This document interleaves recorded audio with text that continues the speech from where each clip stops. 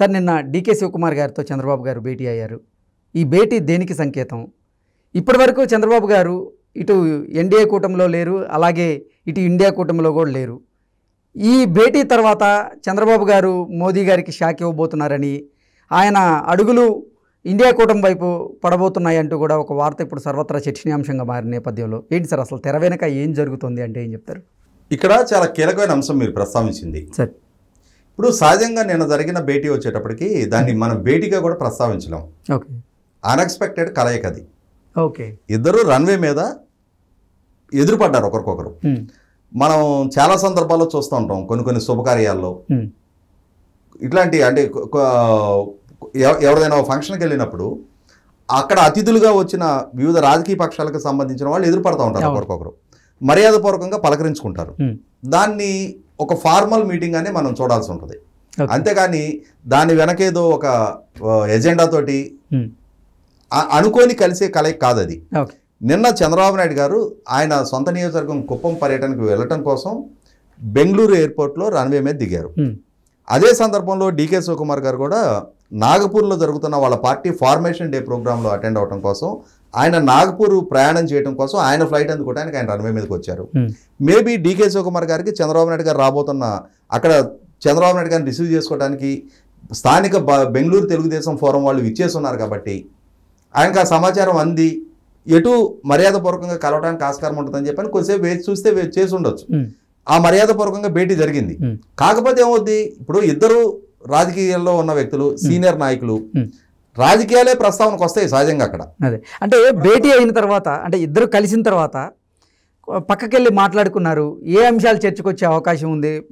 వాళ్ళిద్దరూ రాజకీయ నాయకులే కాబట్టి రాజకీయాలకు సంబంధించినటువంటి ప్రధానంగా చర్చ జరిగి ఉంటుంది. ఏంటి నిజంగా ఈ కూటమికి సంబంధించినటువంటి చర్చ ఏమన్నా జరిగిందా అనేది ఇప్పుడు సర్వత్రా చర్చనీయాంశం. అదే చెప్తున్నా నేను.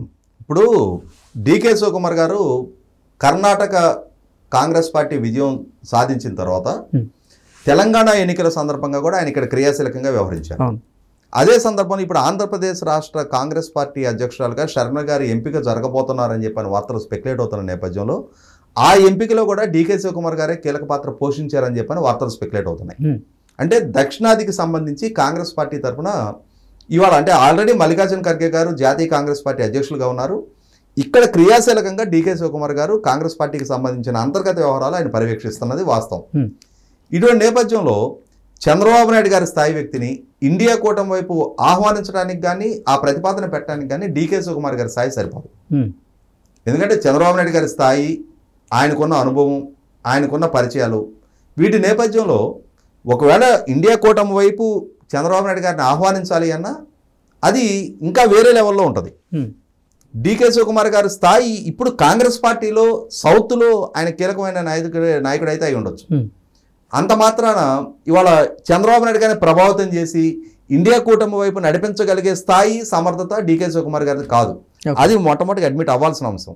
ఎందుకంటే ఎన్డీఏ కన్వీనర్గా చంద్రబాబు నాయుడు గారు పనిచేశారు, యునైటెడ్ ఫ్రంట్ కన్వీనర్గా చంద్రబాబు నాయుడు గారు పనిచేశారు. డీకే శివకుమార్ గారు ఇప్పుడు కర్ణాటక ఉప ముఖ్యమంత్రి. చంద్రబాబు నాయుడు గారు 14 సంవత్సరాలు రాష్ట్ర ముఖ్యమంత్రిగా పనిచేసిన నాయకుడు. ఎగ్జాక్ట్లీ 28 సంవత్సరాలుగా ఒక పార్టీకి అధ్యక్షుడిగా ఉన్న నాయకుడు ఆయన. జాతీయ స్థాయిలో అత్యంత అనుభవజ్ఞులైన నాయకుల్లో ఒకడు ఆయన. అటువంటి వ్యక్తిని డీకే శివకుమార్ గారు ఇన్ఫ్లుయెన్స్ చేయగలరు అని చెప్పని అనుకుంటే, కాకపోతే ఏమవుతుందంటే ఇందాక నేను చెప్పినట్టుగానే ఆంధ్రప్రదేశ్ రాష్ట్ర రాజకీయాల్లో ఇప్పుడు శర్మ గారు కాంగ్రెస్ పార్టీ బాధ్యతలు చేపట్టడం అనేది ఒక ఊహించని పరిణామం అది. ఎందుకనంటే రాజశేఖర రెడ్డి గారి కుమార్తెగా శర్మ గారు, రాజశేఖర రెడ్డి గారి కొడుకుగా జగన్మోహన్ రెడ్డి గారు ఇవాళ రాష్ట్ర ముఖ్యమంత్రిగా వైఎస్ఆర్ కాంగ్రెస్ పార్టీ అధినేతగా ఉన్నారు. ఇవాళ రాజశేఖర రెడ్డి గారి సంతానం 2 విభిన్న రాజకీయ పక్షాలకి నేతృత్వం వహిస్తున్న నేపథ్యంలో ఇవాళ అధికార పార్టీకి వ్యతిరేకంగా ఉన్న ప్రధాన ప్రతిపక్షంగా ఉన్న తెలుగుదేశం పార్టీ అధినేతగా చంద్రబాబు నాయుడు గారు. సహజంగా ఏం జరుగుద్ది, ప్రభుత్వానికి వ్యతిరేకంగా ఉండే ఓటు కన్సాలిడేట్ అవడం కోసం ఆల్రెడీ తెలుగుదేశం జనసేన పార్టీల మధ్య ఇప్పటికే తోటి ఎన్నికలకు వెళ్ళాలని నిర్ణయం తీసుకున్నారు. ఇదే శర్మ గారు ఆమె వైఎస్ఆర్ టీపీ అని చెప్పని ఒక పార్టీకి అధినేతగా ఉన్నారు. ఆ వైఎస్ఆర్టీపీని కాంగ్రెస్ పార్టీలో విలీనం దిశగా కొంత చర్చలు జరిగినాయి. తర్వాత మళ్ళీ అది ప్రతిపాదన ఆగిపోయింది. ఆమె 119 నియోజకవర్గాల్లో పోటీ చేయాలని నిర్ణయించుకున్నారు. కానీ తర్వాత ఆ ప్రతిపాదన కూడా విరమించుకొని ప్రభుత్వ వ్యతిరేక ఓటు చీలకుండా ఉండటం కోసం, అంటే కేసీఆర్ గారికి వ్యతిరేకంగా ఉండే ఓటు చీలకుండా ఉండటం కోసం కాంగ్రెస్ పార్టీ అభ్యర్థులకు మద్దతుగా మేము పోటీ నుంచి విరమించుకుంటామని చెప్పి ప్రతిపాదించారు. అంటే అక్కడ తెలంగాణలో కాంగ్రెస్ విజయంలో ఎంతో కొంత ఆమె వైపు నుంచి కూడా కంట్రిబ్యూషన్ ఉంది. అది 1% ఉంటుందా, 0.5% ఉంటుందా, 2% ఉంటుందా, ఎంత స్థాయిలో ఆమె ప్రభావితం చేయగలుగుతారు అనేది ఇర్రెలవెంట్. ఎంత స్థాయిలో అయినా సరే ఆమె వల్ల ఆ వ్యతిరేక ఓటు చీలకుండా అక్కడ కాపాడబడింది. కాంగ్రెస్ పార్టీకి ఆ విజయం దక్కిందనేది వాస్తవం.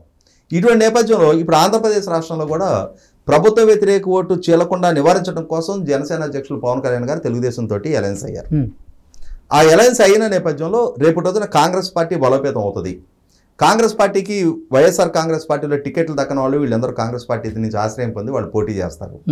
ఇక్కడ జరిగేది ఏంటి అంటే కాంగ్రెస్ పార్టీ ఎంత స్థాయిలో బలోపేతం అవుద్దో అంతటి స్థాయిలో వైసీపీ పార్టీకి నష్టం అక్కడ. ఎందుకంటే వాళ్ళ వైసీపీ పార్టీ మూలాలు మొత్తం కాంగ్రెస్ పార్టీతో ముడిపడడం. ఓకే, వాళ్ళు తెలుగుదేశం పార్టీలోకి రాలేని నాయకులు కాంగ్రెస్ పార్టీని ఆశ్రయించిన పక్షంలో కాంగ్రెస్ పార్టీ బలోపేతం అయ్యే పరిణామ క్రమంలో అది అధికార పార్టీకి పెనుముప్పుగా మారటం ఖాయం. ఇటువంటి నేపథ్యంలో ఆంధ్రప్రదేశ్ రాష్ట్ర రాజకీయాల గురించి చర్చించుండొచ్చు. కాంగ్రెస్ పార్టీకి శర్మ గారి నాయకత్వం వహించినప్పుడు జగన్మోహన్ రెడ్డి గారి నుంచి 100% ఎమోషన్స్కి అతీతంగా, బంధాలకు అతీతంగా దాడి మొదలవుద్ది. ఆ మొదలయ్యే ప్రాసెస్లో మీరు శర్మ గారికి కొంచెం అండగా ఉండండి, రేపు అంతిమంగా మీకు లబ్ధి చేకూరడానికి ఆస్కారం ఉంది కదా అని చెప్పనే అంశాన్ని ప్రతిపాదించుండొచ్చు. అంతవరకు అది ఇష్యూ కన్ఫైన్ అయిన దానిగానే మనం పరిగణించాలి తప్ప చంద్రబాబు నాయుడు గారిని ఇండియా కూటమి వైపు డ్రైవ్ చేయగలిగే అంతటి స్థాయి అనుభవం, అంతటి స్థాయి కూడా డీకే శివకుమార్ గారికి ఉండదు. కాబట్టి ఇది నరేంద్ర మోడీ గారికి షాక్ అనుకోవటానికి, నరేంద్ర మోడీ గారితో ఎన్డీఏలో చంద్రబాబు నాయుడు గారు భాగస్వామి కాదు కదా. ఇవాళ జనసేన ఎన్డీఏలో భాగస్వామిగా ఉంది. జనసేన ఇప్పటికీ కూడా భారతీయ జనతా పార్టీ కూడా కూటమిలోకి రావాలని ఆశిస్తున్నామని చెప్తున్నారు తప్ప భారతీయ జనతా పార్టీ వస్తుందనే నిర్ధారణ లేదు. కానీ సగటు ఆంధ్రప్రదేశ్ పౌరుడైతే ఇవాళ భారతీయ జనతా పార్టీ తోటి అలయన్స్ని స్వీకరించడానికి సిద్ధంగా లేరు, దాన్ని ఆమోదించడానికి సిద్ధంగా లేరు. ఇవాళ జగన్మోహన్ రెడ్డి గారి పట్ల వ్యతిరేకత ఎంత స్థాయిలో ఉందో అంత స్థాయి కన్నా ఇంకా ఎక్కువే భారతీయ జనతా పార్టీ పట్ల కూడా ఉంది. ఎందుకంటే అధికారం వాళ్ళ చేతిలో ఉంది, వ్యవస్థలు వాళ్ళ చేతిలో ఉన్నాయి.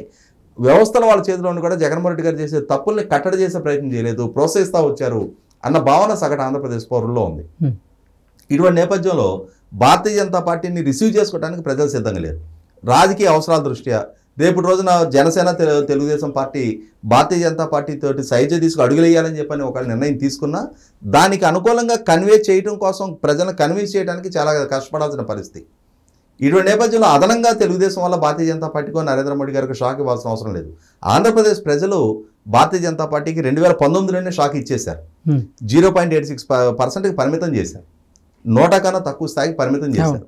ఇటువంటి నేపథ్యంలో ఇప్పుడు కొత్తగా చంద్రబాబు నాయుడు గారు షాక్ ఇవ్వాల్సిన నెస్టీ లేదు. ఆల్రెడీ జగన్మోహన్ రెడ్డి గారికి అనుకూలంగా భారతీయ జనతా పార్టీ వ్యవహరిస్తుందనేది వాస్తవం. కేంద్ర నాయకత్వం జగన్మోహన్ రెడ్డి గారిని కాపాడుతుందనేది వాస్తవం. ఆయనకు ఆశీస్సులు అందిస్తున్నది వాస్తవం. ఆయన ఉల్లంఘనని ఉపేక్షిస్తున్నది వాస్తవం. ఇవన్నీ ఆంధ్రప్రదేశ్ ప్రజలు పరిగణలోకి తీసుకునే ఉన్నారు. తెలుగుదేశం అటు ఇండియా కూటమికి ఇటు ఎన్డీఏ కూటమికి ప్రస్తుతం సమాన దూరం మెయింటైన్ చేస్తున్నారు. రేపు రోజున ఎన్నికల తర్వాత ఏ నిర్ణయం తీసుకుంటారో అప్పుడు జాతీయ స్థాయిలో జరిగే పరిస్థితులు, పరిణామాల మీద ఆధారపడి ఉంటుంది తప్ప ఇప్పటికిప్పుడు తెలుగుదేశం ఇండియా కూటమి వైపు ఎన్డీఏ కూటమి వైపు అడుగులేస్తుందని చెప్పని నేను అనుకోవట్లా.